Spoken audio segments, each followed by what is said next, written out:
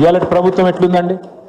ఇవాళ పేదవాడు ఎక్కడన్నా గవర్నమెంట్ జాగాలు ఎక్కడన్నా దొరకక దిక్కులేక నాలా పక్కనో ఆన్నో ఇన్నో కట్టుకుంటే వచ్చి నిర్దాక్షిణ్యంగా హైడ్రా హైడ్రా అని చెప్పి ఏడుస్తుంటే మొత్తుకుంటే కాయిదాలు ఉన్నాయి చూడరా కోర్టు ఆర్డర్ ఉందంటే కూడా నిర్దాక్షిణ్యంగా కూల్చి పారేసి మీరేమైనా చేసుకొని ఎవరికి చెప్పుకుంటారో చెప్పుకోండి అని చెప్పి ఒకళ్ళు హిందూ ముస్లిం అని కూడా లేదు, ఇష్టం వచ్చినట్టు కూలగొట్టాడు. గరీబోడైనా ఎవడైనా చూడకుండా కూలగొట్టి పారేస్తూ ఉన్నారు. పోనీ ఈ సూత్రం అందరికీ ఉన్నదంటే అందరికీ లేదు. హైడ్రా అనేది పెద్దల పాలిట మాత్రం వాళ్ళనేం ముట్టది, వాళ్ళనేమన్నది. ముఖ్యమంత్రి రేవంత్ రెడ్డి ఆయన సొంత ఇల్లు కొడంగల్లో కుంటలు కట్టిండు. ఆ కుంట పేరు రెడ్డి కుంట. కొడంగల్ ఆయన ఇల్లు ఎక్కడైతుందో కుంటలు ఉంటుంది ఇల్లు, ఆయన ఉండే ఏరియా పేరే రెడ్డి కుంట.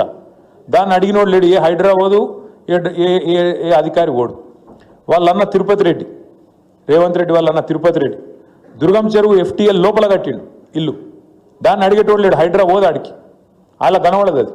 అట్లాగే రెవెన్యూ మంత్రి పొంగులేటి శ్రీనివాసరెడ్డి ఆయన జోర్దార్ బంగ్లా కట్టిండు చెరువు బఫర్లా, దానికాడికి పోదు.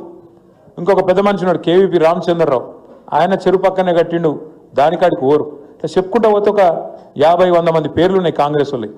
ఎవ్వల ఇంటికాడికి మాత్రం హైడ్రా పోదు, కులగొట్టే దమ్ము లేదు. కాంగ్రెస్ వాళ్ళు ముట్టది, అధికార పార్టీ వాళ్ళు అంటే అధికార పార్టీకి చట్టం అనేది చుట్టం. గరీబ్ వాళ్ళకి మాత్రం హైడ్రా అనేది ఒక భూతంలాగా మీద పడి ఇవాళ ఎక్కడ పడితే అక్కడ విచ్చలవిడిగా సాటర్డే సండే వచ్చిందంటే చాలు కోర్టు బంద్ ఉంటే కోర్టు ఇప్పటికి 100 సార్లు చెప్పింది ఇట్లాంటి చేయకూరి, మీరు నోటీస్ ఇయ్యండి, మీరు కరెక్ట్గా పద్ధతి ఫాలో కండి అంటే అవేం చూస్తలేరు.